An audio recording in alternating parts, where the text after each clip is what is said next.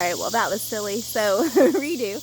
I just wanted to show off our solar panels. We actually just got those installed last week and we couldn't be more thrilled. So that's installed over here. That's why our hydroponic system over here is kind of a mess, and some things are just in disarray from the garage. We just had to move some things for them to get that in order. And ironically, and since we're over here, I'll go ahead and show you this. We actually had to rescue a couple of critters that made their way onto the property and give them some loving TLC and bring them back to good health. And so we had a couple of turtles living in here, box turtles I should say, living in here. So as you can see, they've thrived and moved on, and that's a good thing. So we'll tear this up and put a garden in there. Alright, so coming back into the farmyard, again, just a couple of things that I wanted to share. We'll go into the garden a little bit more. I know I warned you all, it's a little bit of a mess, but such is life with life. I mean, we're still growing what we want to grow, and we're still doing what we want to do, so we're very thrilled with that. The last storm, unfortunately, that we had, that last terrible Oklahoma thunderstorm, pretty much destroyed all of our corn crop, but that's okay because we still have thriving tomatoes. We still have a lot of our, like I said, our pollinating flowers, and we still have all of our herbs over on that end of the garden. And over here we have our okra, and we have our garlic and peppers growing over here, which do just fine with all of the native plants growing in with it, intermingling, and I'm a-okay with that. Again, we don't use anything in our garden.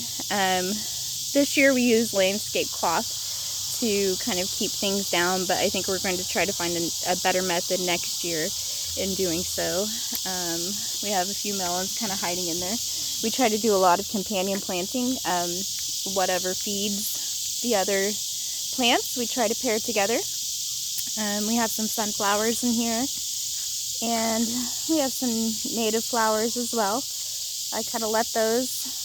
And then we have a lot of basil in here, and then all of our green beans and things that are growing over here, and more melons and cucumbers. So we do this in this area, all of the water happy plants we put up here, because the rain that falls kind of catches the runoff, and a little less watering for us. And there is Happy Dewey. Hi, Dewey. And I'll show you over here. Come on, Dewey.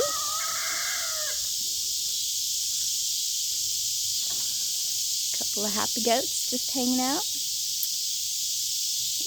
They're about to go to bed for the evening. Couple of tree birds. And like I said, we capture a lot of their waste to put back. Oh, I forgot to show you over here. Back over there behind Dewey is just a ramshackle composter, and it absolutely works for us. So everything that I showed you upstairs that goes straight from the kitchen, we take it down here and we put it back into the garden. And all of the waste from the goats goes in the compost, which goes to the garden. And then all of the waste from the chickens that we capture from their chicken coop goes to the compost, which goes to the garden. And it's really a win-win for everybody. And I will pause it and show you one last thing. And like we talked about before, we love our prairie lawn, and we actually don't mow it very often. We let it grow as tall as we can, and then just kind of mow our portion down in front of the house. But this is probably over here my favorite part of the yard.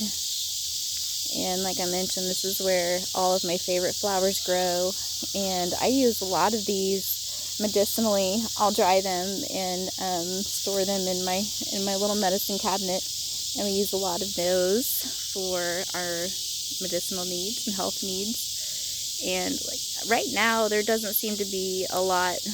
I think we must have missed that by just a couple of weeks, and all the color and things that kind of pop up throughout the summer and spring. But this is my favorite part of the lawn right here, and we have trails that go all the way back through, so we can kind of walk the property and and get what we need and just take a nice quiet stroll through the property. So I'll go back up here and show you one more time kind of what we're doing with the front of the house. Like I mentioned before, the flower beds are works in progress, and I can't wait to see what we end up doing with that.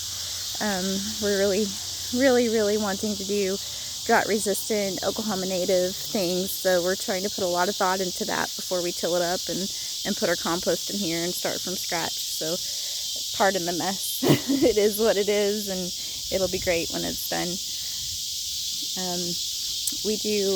This is another rain barrel where we catch the rain here and then feed the front if need be, but what it is now doesn't really require much. Up here on the top balcony, we have a lot of our home herbs that we use for our kitchen, and we have a lot of house plants that we tend to, so we can use those in the house. And I'll go introduce you to Ash here in just a moment.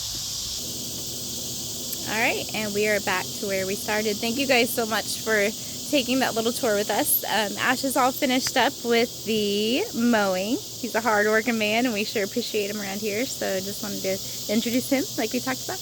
Hey guys, I'm Ash, as Carrie Beth mentioned, and just want to say that we are grateful to hopefully be a part of an organization that takes into account the balance of having our life and our nature around us, and that's the balance that we were really hoping for. So we were excited to find out about Yard by Yard, and hope you enjoyed the video and the tour today. Thanks.